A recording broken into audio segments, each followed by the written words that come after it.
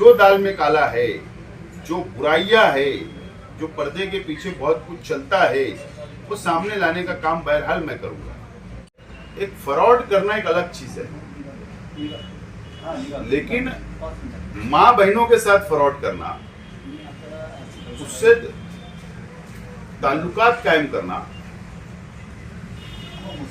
ये जो तरीका है, और एक मजहबी शख्स का उसको आशीर्वाद रहना, साथ में लेकर घूमना, कहीं ना कहीं दाल में काला है। कुछ तो है जिसकी पर्दादारी हो रही है।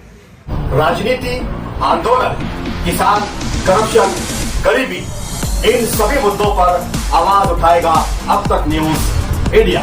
सत्ता के आगे जब भी सवाल कमजोर पड़ने लग जाए तो सवाल उठाने पड़ते हैं। बोल के लफ्ज आजाद है तेरे, बोल के सच जिंदा है अब तक। सर, इरफान हैदराबादी को लेकर मालेगांव शहर में काफ़ी विवाद चल रहा है, उसके नाम पर और उसके काम पर, और एमएलए मौसूफ के उसके जो संबंध और ताल्लुकात। हमारी जानकारी में आया है कि मुंबई से लेकर मालेगांव तक डिपार्टमेंट में चर्चाएं शुरू हो गई है, और मुंबई पुलिस से मालूम हुआ कि कई दिनों से इसकी तलाश भी जारी थी। क्या कहेंगे आप? इरफान हैदराबाद वाला की चर्चाएं बहुत चल रही है। इरफान हैदराबाद वाला असेंबली इलेक्शन के वक्त तो भी शहर में था। जमीयतुल उलमा के जलसे का बैनर, डिजिटल पोस्टर भी उस शख्स ने लगाया था, इरफान हैदराबादी। और वो शख्स इतना पॉपुलर होगा कि मुझे नहीं पता था, लेकिन उसके जो कारनामे सामने आ रहे हैं, उसके कारनामे जो आपके चैनल ने बताया वो आधे है। अभी पूरा कारनामा मैं बताने वाला हूँ, और आज के एमएलए कि उनके क्या ताल्लुकात है, कहाँ तक ताल्लुकात है,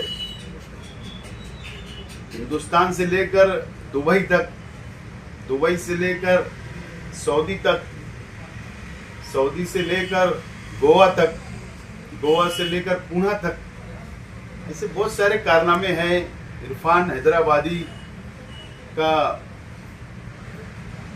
हैदराबाद से लेकर पुणे तक, पुणे से लेकर ठाणे तक, और ठाणे से लेकर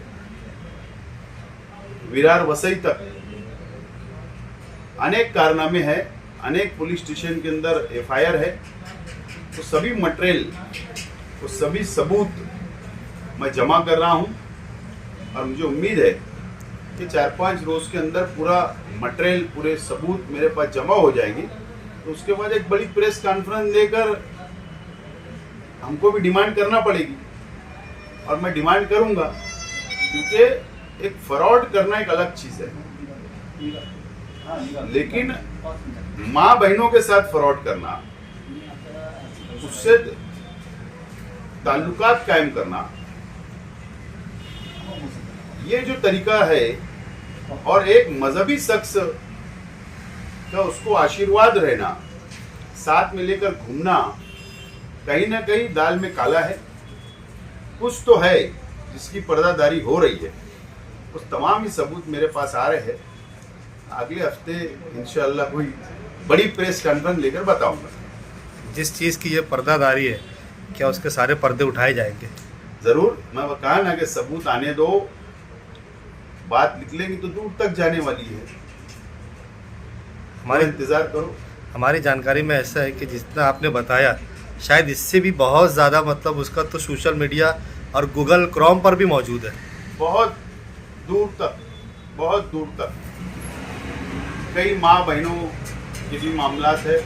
मैंने इससे पहले भी कहा, और आपने भी कहा कि हम किसी की इज्जत छुपाना चाहते हैं, और मैं भी किसी की भी इज्जत छुपाना चाहता हूँ। लेकिन अफसोस इस बात का है कि एक दीनी तंजीम के जलसे के लिए डिजिटल बैनर इरफान हैदराबादी लगाता है, ये अफसोस की बात है। एमएलए मौसूफ का अभी तक इस पर कोई सफाई वाला बयान नहीं आया, उन्होंने कोई पक्ष नहीं रखा, कोई बाजू भी नहीं ली, ना हिमायत की ना मुखालफत की, कुछ नहीं कह रहे इस मौजू पर। मैंने नहीं बोला ना अभी तक।